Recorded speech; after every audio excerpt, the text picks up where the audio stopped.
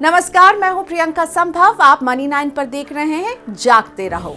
क्या आप जानते हैं कि हॉस्पिटल में जब आप एडमिट होते हैं तो आपका बिल इस बात से तय होता है कि आप किस तरह का रूम चुनते हैं। अगर आप भर्ती होने के लिए अधिक रेंट वाला रूम चुनते हैं तो उसी के अनुसार डॉक्टर की फीस और अन्य सुविधाओं का शुल्क भी बढ़ जाता है। तो हॉस्पिटल का बिल केवल आपकी ट्रीटमेंट पर नहीं निर्भर कर कई बातों पर निर्भर करता है और बड़े बिल का सामना करने में सुपर टॉपअप पॉलिसी आपकी मदद कर सकती है। यह आपको कम प्रीमियम में अधिक कवरेज दे देती है। इसका कवरेज आपके बेस कवर की सीमा पूरी हो जाने के बाद शुरू हो जाता है। लेकिन सुपर टॉपअप पॉलिसी ले रहे हैं तो आपको कुछ जरूरी बातों का ध्यान रखना चाहिए। सुपर टॉपअप पॉलिसी से आप अपने हेल्थ इंश्योरेंस के कवर को बढ़ा सकते हैं। अधिक कवरेज लेने का ये एक अच्छा तरीका है, लेकिन सुपर टॉपअप के नियमों को बढ़िया से समझ लें। प्रोमोर की को-फाउंडर निशा सांघवी कहती हैं कि सुपर टॉपअप पॉलिसी में आपका pre existing waiting period base policy से थोड़ा अलग हो सकता है। अगर आप पथरी व मोतियाबिंद जैसी सर्जरी करवाना चाहते हैं या प्री एग्जिस्टिंग डिजीज को कवर करना चाहते हैं तो आपको कई बिंदुओं पर गौर करना होगा।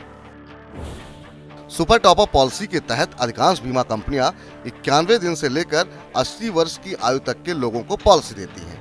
आपकी बेस हेल्थ पॉलिसी में आयु सीमा काफी कम हो सकती है। सांघवी बताती हैं कि सुपर टॉपअप पॉलिसी में रूम रेंट के लिए हमेशा एक सीमा होती है जो आपकी बेस पॉलिसी से अलग हो सकती है। अधिकांश super top up plan single AC room उपलब्ध कराते हैं, जिसका चार्ज हर हॉस्पिटल में अलग अलग हो सकता है। पॉलिसी वर्डिंग्स में बीमा कंपनी स्पष्ट रूप से ये कहती हैं वो केवल रीजनेबल चार्जेस का ही भुगतान करेंगी। ऐसे में आपको पता होना चाहिए कि क्लेम के दौरान बीमा करता कितनी राशि का भुगतान करेगा।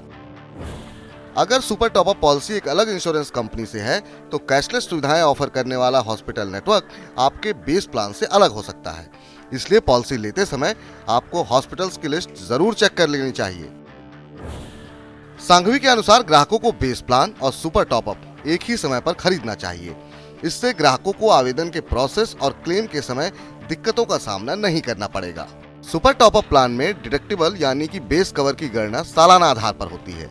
इसलिए सुपर टॉपअप पॉलिसी के भुगतान के लिए अस्पताल में भर्ती होने का खर्चा उस वर्ष के दौरान डिडक्टिबल अमाउंट को पार कर जाना चाहिए। एयर एम्बुलेंस, गंभीर बीमारी और प्री एग्जिस्टिंग डिजीज के वेटिंग पीरियड में कमी आदि के लिए विभिन्न वैकल्पिक कवर होते हैं। इन सुविधाओं को आपके बेस प्लान के तहत एक मानक के रूप में कवर किया जाएगा, लेकिन सुपर टॉपअप पॉलिसी के तहत कवर नहीं किया जाता है। यहाँ अतिरिक्त प्रीमियम का भुगतान करके वैकल्पिक या राइडर कवर के रूप में इन सुविधाओं का लाभ उठाया जा सकता है। मनी लाइन की सलाह: पॉलिसी खरीदते समय बीमा कॉन्ट्रैक्ट को ठीक से पढ़ें।